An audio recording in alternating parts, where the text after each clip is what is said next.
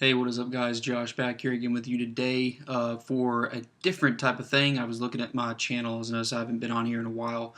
Apologies for that for people who have been looking for beer reviews from me recently. Just haven't really gotten around to any of them. Have been having beers, but usually they've either been when I was out or just when I couldn't get away to get to a computer to review it or anything like that.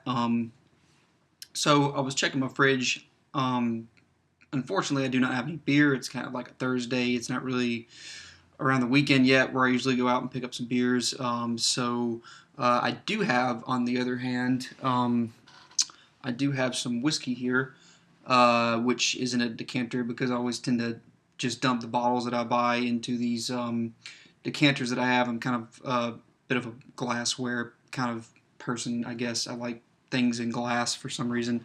So it is the Evan Williams 1783, so I don't have the bottle. Obviously, since it's in the decanter and the bottle went to recycling, so I will probably just go ahead and pop something up on the screen here that just shows you what the bottle is and everything like that. I guess I should go ahead and kind of tell you what my experience with spirits and things that aren't beer is like. I typically usually just like bourbons, bourbon, or just I'd say bourbon. That's kind of my favorite of whiskey styles. Also like Scotch a little bit. I haven't really gotten into that as much. Bourbon, Irish whiskey. I was drinking Canadian Club for a little while, which I believe is like one of those Canadian whiskeys similar to like Canadian Mist or whatever, which is I don't usually drink that. I think I've had it maybe once or twice. I think Crown Royal is also a Canadian whiskey. They're usually very light in body and very kind of almost sweet.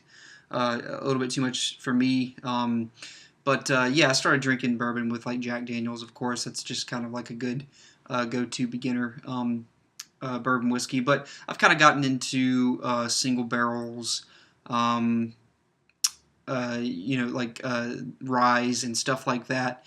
I heard from, I was talking with, talking about bourbon with my grandfather when he was visiting recently. He told me that in terms of, I think we were getting along to budget bourbons for some reason, and he was telling me that the Evan Williams Gold was apparently a one of the better bourbons, better like budget bourbons that he's ever had. But bourbon being under for budget being under like $30, $25. So I did not find anything called Evan Williams Gold. I've looked on their actual commercial site. Have not seen anything like that either.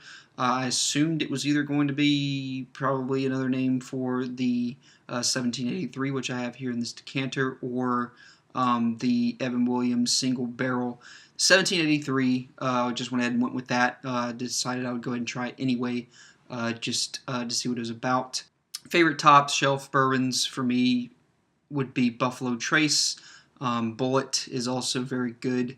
I would also kind of go for Four Roses single barrel is quite up there for me. But in terms of budget bourbons, usually while I was drinking Old Granddad, that's a little too harsh for me now. So yeah, I went ahead and picked up the small batch to see what it was about. So let's go ahead and get the top off here, and I just have this. Speaking of Four Roses, I guess this is what I'll be pouring it in. Is this Four Roses little bourbon glass I got with a kind of gift set. I got a little bit of water here in a glass as well, because I'll go ahead and cut it a little bit after the first taste, and just to see, which I haven't done that yet. I've had this on ice, which it's I'll go ahead and already tell you. Since it is June here now, it's really hot where I am. It is nice on ice. It's very good on ice. just as one of those. Since there's some bourbons you want neat, there's some that you want. There's some that you definitely want neat. There's some that could do with ice if you want to. Anyway, this one does well with ice. So let's go ahead and look at the color of it, which really, as you can see, is a nice kind of coppery, honey sort of color there. It's about the same color that I'm seeing it that you are there on the camera. Leave some decent legs or some of that alcohol sticking there to the edge of the glass. You can probably barely see.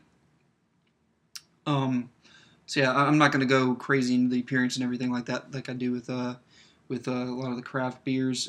But yeah, it looks like bourbon, just a little bit darker because I believe it's hand selected from 80 different barrels that they use to put their black label in, and it's basically it's basically aged again in those barrels that the black label was in. So it is going to have a bit more of color to it than the black label Evan Williams, and it is definitely should have some more flavor in it. It should be a little bit more robust.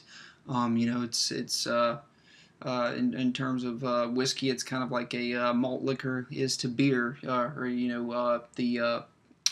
just regular lager style beer. It's just kind of concentrated. It's doubled up, so it should be fairly bold in its flavor.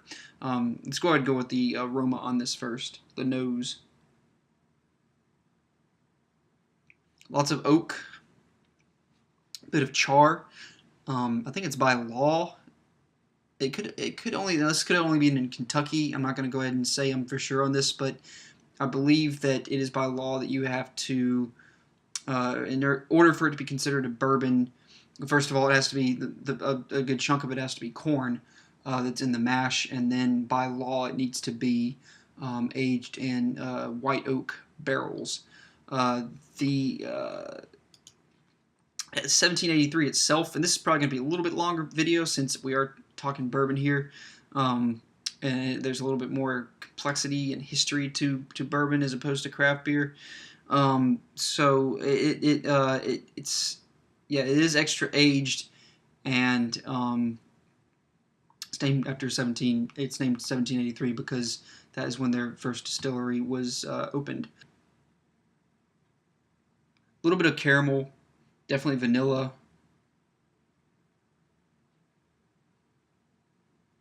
Small amount of that alcohol burn, fumes from it. Maybe a small amount of cinnamon, very, very small amount.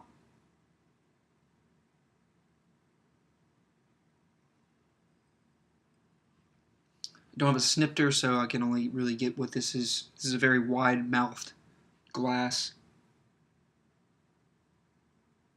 But it is very pungent. It's fairly sweet a little bit on the nose, too. So let's go ahead and go for the tasting on this one.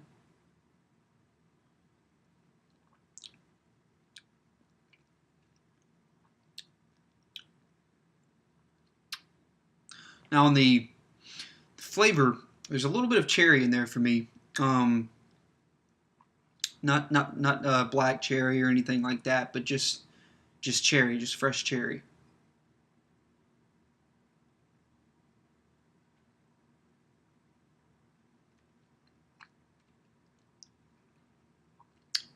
And then of course the oak, woodiness, maybe a little bit of pecan shell, spiciness. Not a whole lot of that vanilla that comes through on the aroma comes through on the flavor for it.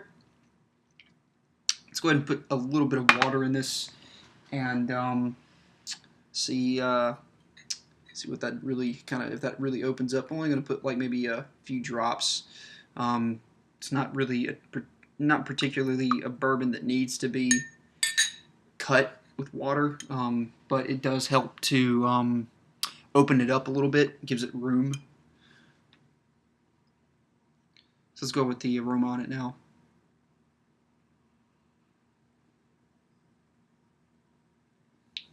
Oakiness has been cut down.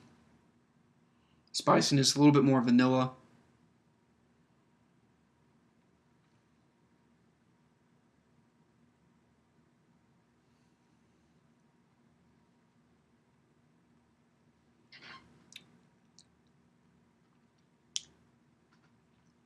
A lot more of the vanilla. This go with it cut now.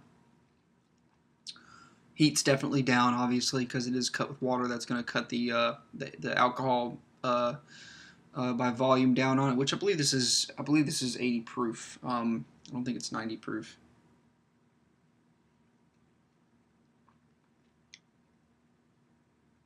A little bit of that pecan shell has been cut down as well.